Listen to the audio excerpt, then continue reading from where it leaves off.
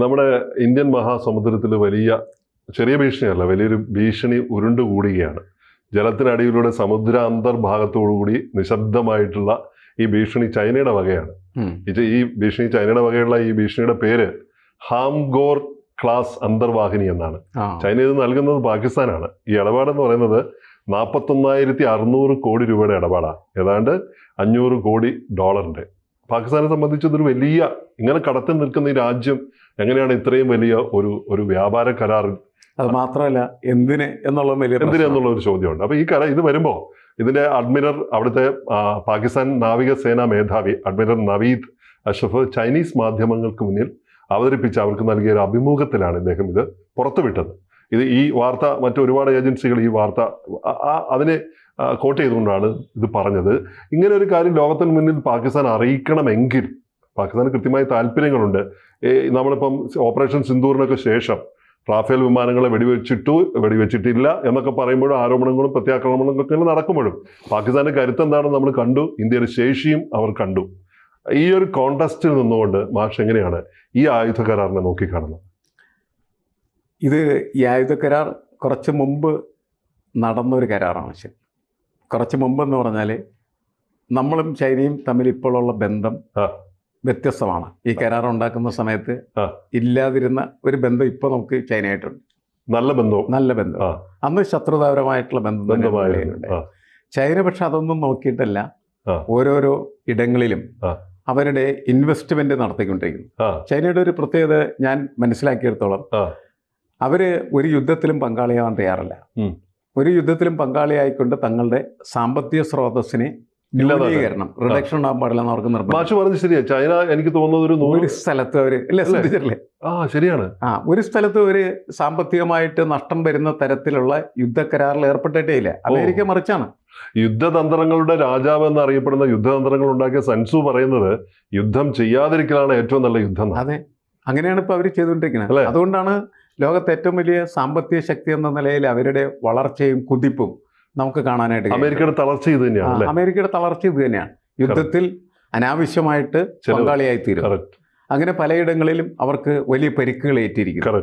ആ പരിക്കുകളുടെ ഒരു പ്രശ്നമാണ് ഇപ്പോൾ അമേരിക്ക നേരിട്ടുകൊണ്ടിരിക്കുന്നതെന്നാണ് ഞാൻ മനസ്സിലാക്കുന്നത്. അവരുടെ സാമ്പത്തിക പ്രശ്നങ്ങളൊക്കെ ഇപ്പൊ ഒന്ന് ഷട്ട് ഡൗൺ, അതേപോലെ അവിടെ ഒരുപാട് ആളുകൾക്ക്, എനിക്ക് തോന്നേണ്ട 4.2 കോടി ജനങ്ങൾ, അമേരിക്കൻ ജനങ്ങൾ പട്ടിണി നേരിടുന്നു എന്ന് പറയുന്ന വാർത്ത പോലും അമേരിക്കയിൽ നിന്ന് വരികയാണ് ചെയ്യുന്നത്. ഒരു മൂല കാരണം എന്ന് പറയുന്നത് റോട്ട് തപ്പി പോകുമ്പോൾ ഇതൊരു വലിയ കാരണമാണ്. അത് ഇങ്ങനെ യുദ്ധമാണ് അതിന്റെ കാരണം. യുദ്ധമാണെന്ന് വെച്ചാൽ ഇവർക്ക് ചെറിയ മേധാവിത്വമൊക്കെ ഉണ്ട്. ലോകത്തെ ഏറ്റവും ശാസ്ത്രീയമായിട്ടുള്ള ഉപകരണം കയ്യിലുണ്ട്. ഏറ്റവും വലിയ ആയുധശക്തിയാണ്. ഇതൊക്കെ ശരിയാണെങ്കിലും ഈ അവൻ നിൽക്കുന്ന മണ്ണ് അത് പതുക്കെ ഒലിച്ചുകൊണ്ടിരിക്കുകയാണ് ചെയ്യുന്നത്. സാമ്പത്തിക ബാധ്യത ഒരു വലിയ പ്രശ്നമാണ്. കുറെ കാലങ്ങൾക്ക് മുമ്പാണ് മാന്ദ്യമുണ്ടായിട്ട് വാൾസ്ട്രീറ്റ് കലാപം എന്ന നിലക്കൊക്കെ നമ്മൾ ഒരുപാട് വായിച്ചാൽ അതങ്ങനെ മാറുന്നില്ല. ഇപ്പോഴും അമേരിക്കയിൽ തുടരുന്നു എന്നാണ്. പുതിയ കലാപങ്ങൾ ചൈന മറിച്ചാണ്. ചൈന അവിടെ ഒരു കാരണവശാലും തങ്ങളുടെ പണം നഷ്ടപ്പെടാതിരിക്കാനുള്ള പരിപാടി. അവർ സിലോണിനെ സഹായിക്കുന്നുണ്ട്. സിലോണിനെ സഹായിക്കുമ്പോഴും അവർ സിലോണിൽ നിന്ന് എങ്ങനെ കുറച്ച് കാശുണ്ടാക്കാൻ പറ്റുമെന്നാണ് ആലോചിക്കുന്നത്. പാകിസ്ഥാനെ സഹായിക്കുന്നുണ്ട്. പാകിസ്ഥാനിൽ പലതരത്തിൽ ഇൻവെസ്റ്റ്മെന്റുകളും പദ്ധതികളും ഏർക്കുന്നുണ്ട്. അവിടെയും പാകിസ്ഥാൻ ദരിദ്രമായ പാകിസ്ഥാനാണ് എങ്കിലും അവരിൽ നിന്ന് പോലും പണം എങ്ങനെ അടിച്ചെടുക്കാം എന്നാലോചിച്ചുകൊണ്ടിരിക്കുന്ന അതിന്റെ ഭാഗമായിട്ടുള്ള ഒരു കരാർ കൂടിയാണ് ഈ കരാർ എന്നാണ് നമ്മൾ മനസ്സിലാക്കുന്നത്. 500 കോടി ഡോളറിന്റെ ചൈനക്ക് മാഷ് പറഞ്ഞ പോലെ തന്നെ ചൈനക്ക് കൃത്യമായി ഒരു ലക്ഷ്യമുണ്ട്. കാരണം ഈ ചൈന പാകിസ്ഥാൻ സാമ്പത്തിക ഇടനാഴിയുമായി ബന്ധപ്പെട്ട അതാണ് ഇതിനകത്ത് പ്രധാനപ്പെട്ടത്. അതായത് നമ്മളെ ദുർബലപ്പെടുത്തുക എന്നുള്ളതിനേക്കാൾ ഉപരിയായിട്ട് അവരുടെ ഈ സാമ്പത്തിക ഇടനാഴിയുണ്ട്. ഗ്വാദർ തുറമുഖത്ത് നിന്ന് ചൈനയിലെ സിൻജിയാങ്ങിലേക്ക് എത്തിച്ചേരുന്ന ആ പാത, അതാണ് അവരുടെ സാമ്പത്തിക ഇടനാഴി എന്ന് പറയുന്നത്. 3000 കിലോമീറ്റർ സുരക്ഷിത പാത, ഭീഷണിയില്ലാതെ പോകാം. അത് സുരക്ഷിത പാതയാക്കി മാറ്റുന്നതിന് ഇപ്പോൾ ഈ പാകിസ്ഥാന് നൽകുന്നതായിട്ടുള്ള അന്തർവാഹിനികൾ സഹായിക്കും എന്നാണ് അവർ കണക്കാക്കുന്നതെന്നാണ് ഞാൻ വിചാരിക്കുന്നത്. വളരെ കൃത്യമായ പ്ലാനാണ് അത്. തീർച്ചയായിട്ടും കൃത്യമായിട്ട് പ്ലാൻ എന്ന് പറഞ്ഞാൽ ആ പ്ലാനിൽ ഒറ്റ ലക്ഷ്യമുള്ളൂ, കാശുണ്ടാക്കുക എന്നുള്ളത് മാത്രമാണ്. അത്രേ ഉള്ളൂ. അതെ സാമ്പത്തികമാണ് പ്രധാനപ്പെട്ടത്. പക്ഷെ പൊതുവെ നമുക്ക് തോന്നുമ്പോൾ സാമ്പത്തികമാണെന്ന് കരുതില്ല. അതെ, നമ്മൾ ഉപദ്രവിക്കാൻ ഉള്ള ഒരു നീക്കം അതിന്റെ പിന്നിലില്ലേ എന്ന് നമുക്ക് സംശയിക്കേണ്ടി വരും. അങ്ങനെയാണ് പ്രാഥമികമായിട്ട് വായിക്കപ്പെടുക. അല്ല, അതുണ്ടായിരിക്കാം. അത് നമ്മൾ പൂർണ്ണമായിട്ടും തള്ളിക്കളയേണ്ട കാര്യമൊന്നുമില്ല. അതെ അതെ. പക്ഷെ അതിനേക്കാൾ പ്രിഡോമിനേറ്റ് ചെയ്യുന്ന അവരുടെ ലക്ഷ്യം എന്ന് പറയുന്നത് അവരുടെ സാമ്പത്തിക ഇടപാടുകൾക്ക് തടസ്സമില്ലാത്ത കാര്യങ്ങൾ മുന്നോട്ട് പോവുക എന്നുള്ളതാണ്. അവിടെ നിർമ്മിക്കുന്ന ഈ അന്തർവാഹിനികൾക്ക് ഒരു പ്രത്യേകതയുണ്ട് എന്നാണ് എനിക്ക് തോന്നുന്നത്. ഒന്നത് അൺമാൻഡ് ആയിട്ടുള്ള ഒരു സിസ്റ്റത്തിൽ ബേസ് ചെയ്യാന്ന് വെച്ചാൽ മനുഷ്യനില്ലാതെ പ്രവർത്തിക്കുന്ന അന്തർവാഹിനി എന്ന പ്രത്യേകത അതിനുണ്ട്. രണ്ടാമത്തത് ഇൻഡിപെൻഡന്റ് എയർ സംവിധാനമാണ്. ഈ ഇൻഡിപെൻഡന്റ് എയർ പ്രൊപ്പൽഷൻ സംവിധാനത്തിന്റെ പ്രത്യേകത എന്താണെന്ന് വെച്ചിട്ടുണ്ടെങ്കിൽ ഇടക്കിടക്ക് ഈ വെള്ളത്തിന് മുകളിലേക്ക് വന്ന് വായു സംഭരിക്കേണ്ട ആവശ്യമില്ല എന്നുള്ള, അതാണ് അതിന്റെ പ്രത്യേകത. അപ്പോൾ എത്ര നേരം വേണമെങ്കിലും വെള്ളത്തിൽ കിടക്കാൻ പറ്റും എന്ന് വെച്ചാൽ എത്ര ദൂരം വേണമെങ്കിലും വെള്ളത്തിലൂടെ സഞ്ചരിക്കാനായിട്ട് പറ്റും. ശത്രു രാഷ്ട്രങ്ങളുടെ ഈ റഡാറുകളിൽ ഒരിക്കലും പതിയാതിരിക്കും. അത് മനുഷ്യൻ അധികം മനുഷ്യനില്ല, പിന്നെ മുകളിലേക്ക് പൊന്തി വരേണ്ട ആവശ്യമില്ല. വായു എടുക്കാനും മറ്റു കാര്യങ്ങൾക്ക് വേണ്ടി ഉയർന്നു വരേണ്ട ആവശ്യമില്ല എന്നുള്ളതാണ്. അപ്പൊ അങ്ങനെ സഞ്ചരിക്കാൻ കഴിയുന്നതാണ്. ഇതിന് വേറെ ഒരുപാട് പ്രത്യേകതകൾ ഇത് പറയുന്നുണ്ട്. ഇതിന്റെ ക്ലാസിഫിക്കേഷൻ പറയുന്നുണ്ട്. ചൈനയുടെ ടൈപ്പ് 039 ക്ലാസ്സിൽപ്പെട്ട അന്തർവാഹിനികളാണ്. ഇങ്ങനെയുള്ള ഇതിന്റെ സാങ്കേതിക കൈമാറ്റം എങ്ങനെയാണെന്ന് വെച്ചാൽ 4 എണ്ണം പാകിസ്ഥാനിലെ കറാച്ചി ഷിപ്പ്യാർഡ് ഇപ്പൊ 4 എണ്ണം കൊടുത്തു കഴിഞ്ഞാൽ നീറ്റിലിറക്കി, അവർ വെള്ളത്തിലിറക്കി കഴിഞ്ഞു ചൈനയുടെ തുറമുഖത്ത്. അപ്പൊ പാകിസ്ഥാനിലെ കറാച്ചി ഷിപ്പ്യാർഡിലെ അവിടുത്തെ എഞ്ചിനീയർമാരെ അസംബിൾ ചെയ്യാനുള്ള ഇതായിട്ടാണ് മാറ്റിയിരിക്കുന്നത്. അത് ഈ അസംബിൾ ചെയ്യുമ്പോൾ സാങ്കേതിക കൈമാറ്റത്തിലൂടെ പാകിസ്ഥാന്റെ തദ്ദേശീയ കപ്പൽ നിർമ്മാണ ശേഷി വർദ്ധിപ്പിക്കാൻ കാരണമാകുന്ന, നമ്മുടെ ഇവിടെ കൊച്ചിയിൽ കപ്പൽ നിർമ്മാണശാലയിൽ INS വിക്രാന്ത് ഒക്കെ നിർമ്മിക്കുന്നത് പോലെ അവർക്കും തങ്ങൾക്കും നിർമ്മിക്കാൻ കഴിയും. അതിന് നിർമ്മാണശേഷി സ്വാഭാവികമായിട്ടും വളരും. ശരിയായിരുന്നു. അപ്പം അങ്ങനെ വരുമ്പോൾ ഈ നമുക്ക് പ്രാഥമികമായിട്ട് ഇപ്പം മാഷ് പറയുന്ന പോലെ ഈ വാർത്താക്കുറിപ്പ് നോക്കുമ്പോൾ അവർ റിപ്പോർട്ട് ചെയ്യുന്ന ഇന്ത്യൻ മഹാസമുദ്രത്തിലെ സ്വാധീനം വർദ്ധിപ്പിക്കാൻ ചൈന ശ്രമിക്കുന്നു എന്ന് പറയുമ്പോൾ അത് ഭീഷണിയേക്കാൾ ഉപരിയായി ഈ 3000 കിലോമീറ്റർ നീളമുള്ള ചൈന പാക് സാമ്പത്തിക ഇടനാഴിയുമായി ബന്ധപ്പെട്ട സുരക്ഷാ ഭീഷണികൾ ഒട്ടുമേ ഇല്ലാത്ത ഒരു വ്യാപാര പാത തുറക്കുക എന്നുള്ളത് തന്നെയാണ്, അല്ലേ? അത് പ്രധാനപ്പെട്ടതാണ്. കാരണം സാമ്പത്തികമായ ക്രയവിക്രയങ്ങൾക്ക് കൂടുതൽ പ്രാധാന്യം കൊടുക്കുന്ന ഒരു സമീപനമാണ് കുറേ വർഷങ്ങളായിട്ട് ചൈന തുടർന്നുകൊണ്ടിരിക്കുന്നത്. അപ്പൊ അതുകൊണ്ട് തന്നെ ഇവിടെയും ഈ ഒരു വശത്തിന് കൂടുതൽ പ്രാധാന്യം. ഒപ്പം ഈ പറയുന്നവര് ഈ അറബിക്കടലിലുള്ള ഒരു സ്വാധീനം അതിനെങ്ങനെയും വർദ്ധിപ്പിക്കാനായിട്ട് പറ്റുമോ എന്നൊരു ഉണ്ട്. അപ്പോൾ എനിക്ക് തോന്നുന്നത് ചൈനയുടെ ഈ സംവിധാനത്തിലൂടെ പാകിസ്ഥാന് പല ഗുണങ്ങളും കിട്ടുന്നുണ്ട്. കാരണം വെച്ചാൽ ഒന്ന്, ഒരു വലിയ നാവിക ശക്തിയാണ് എന്ന് ലോകത്തോട് പറയാനായിട്ടുള്ള ഒരു സ്പേസ് അവിടെ കിട്ടും. ഇപ്പൊ ഈ ഓപ്പറേഷൻ സിന്ദൂർ കഴിഞ്ഞതിന് ശേഷം ഇടിഞ്ഞു പൊളിഞ്ഞു കിടക്കുന്ന ഒരു ഇമേജ് കുറച്ചും കൂടി ഉയർത്താനായിട്ട് സഹായിക്കാം.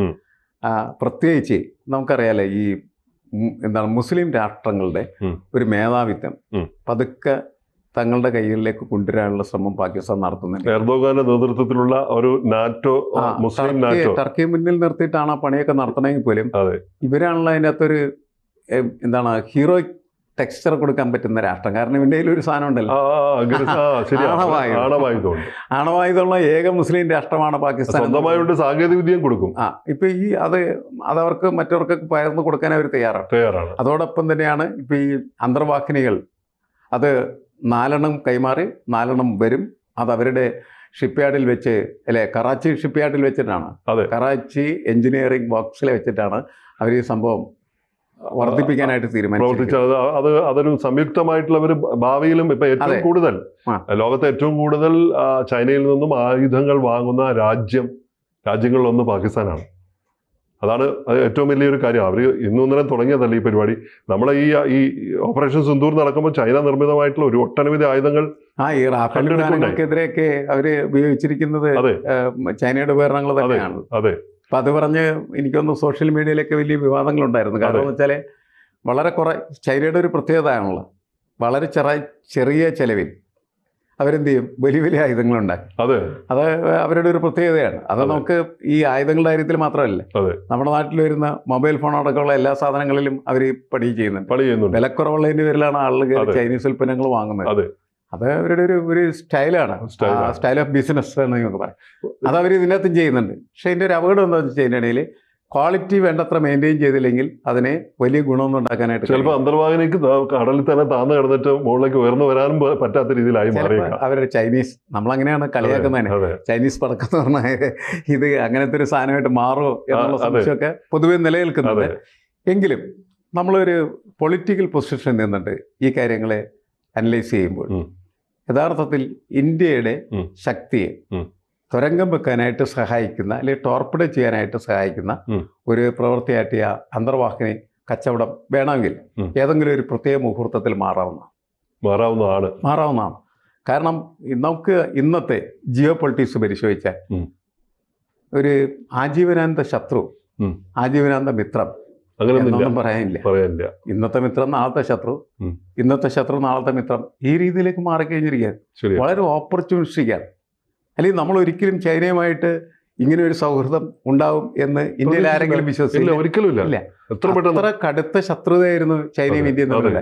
പക്ഷേ ട്രംപ് ഉണ്ടാക്കിയ പ്രശ്നങ്ങളാണ് പെട്ടെന്ന് ഇന്ത്യയും ചൈനയും റഷ്യയും ഒരുമിപ്പിച്ചെന്നുള്ളതായിരുന്നു നമ്മൾ. ഇത് ലോകത്തിന് നൽകുന്ന ഒരു സൂചനയുണ്ട്, ഒരു പാഠമുണ്ട്. ആ പാഠം എന്ന് പറയുന്ന ഇതാണ്: നിങ്ങൾക്ക് ഒരിക്കലും അന്താരാഷ്ട്ര ബന്ധങ്ങളിൽ നിതാന്തമായ ശത്രുവോ മിത്രവുമേ ഇല്ല. നിങ്ങളുടെ ആവശ്യങ്ങൾക്കനുസരിച്ച് നിങ്ങൾ ശത്രുക്കളെ തിരഞ്ഞെടുക്കുന്നു, നിങ്ങളുടെ ആവശ്യങ്ങൾക്കനുസരിച്ച് നിങ്ങൾ മിത്രങ്ങളെയും തിരഞ്ഞെടുക്കാം. അതാണ് സ്ഥിതി. അത് ഇവിടെയും അങ്ങനെ വെച്ച് നോക്കുമ്പോൾ പാകിസ്ഥാന്റെ ഈ ഭീഷണി, അന്തർവാഹിനി ഒരു വലിയ ഭീഷണിയായിട്ട് കാണേണ്ടതില്ല. മാഷ് ഈ ചർച്ചയുടെ തുടക്കത്തിൽ പറഞ്ഞതുപോലെ ആ ഒരു നിരീക്ഷണത്തിലേക്ക് നമുക്ക് തിരിച്ചു വരാമെന്ന് തോന്നുന്നു. അടിവരയിടേണ്ട നിരീക്ഷണമാണ് ചൈന അടുത്ത കാലത്തൊന്നും എനിക്ക് തോന്നുന്നു 100 വർഷത്തിനുള്ളിൽ ഒരു യുദ്ധം ആരുമായിട്ട് ഉണ്ടാക്കിയിട്ടില്ല. ചൈനയോട്ട് യുദ്ധം ചെയ്യാനും പോകുന്നില്ല. യുദ്ധ ഭീഷണി നിലനിർത്തുക മാത്രമേ ചൈന ചെയ്യുന്നുള്ളൂ. കാരണം ഒരു രൂപ പോലും ആ വകയിൽ ചെലവാക്കാൻ അവർ ഉദ്ദേശിക്കുന്നത്, നശിപ്പിച്ചു കളയാൻ ഉദ്ദേശിക്കുന്നത്. അതൊരു എനിക്ക് തോന്നുന്നു ഒരു എക്കണോമിക് ടെക്സ്റ്റാണ്. എക്സാക്ട്ലി, പഠിക്കേണ്ട ടെക്സ്റ്റാണ്. അമേരിക്ക ഒരു പാഠം, ചൈന മറ്റൊരു പാഠം. ഇന്ത്യയും അതൊക്കെ നന്നായിട്ട് പഠിക്കുന്നത് ഉറപ്പാണ്. ഇന്ത്യ അത് നോക്കി കാണുന്നുണ്ട്, കൃത്യമായിട്ട് അതിനനുസരിച്ച് മുന്നോട്ട് കറക്റ്റ് നോക്കി കാണുന്നുണ്ട്. ഭീഷണിപ്പെടുത്തുകയല്ല.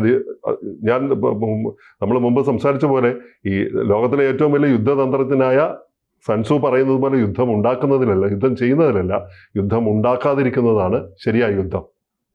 കൂടുതൽ വാർത്തകളും വിശേഷങ്ങളും നിങ്ങളിലേക്ക് എത്താൻ ABC മലയാളം സബ്സ്ക്രൈബ് ചെയ്യുക, ബെൽ ബട്ടണും അമർത്തുക.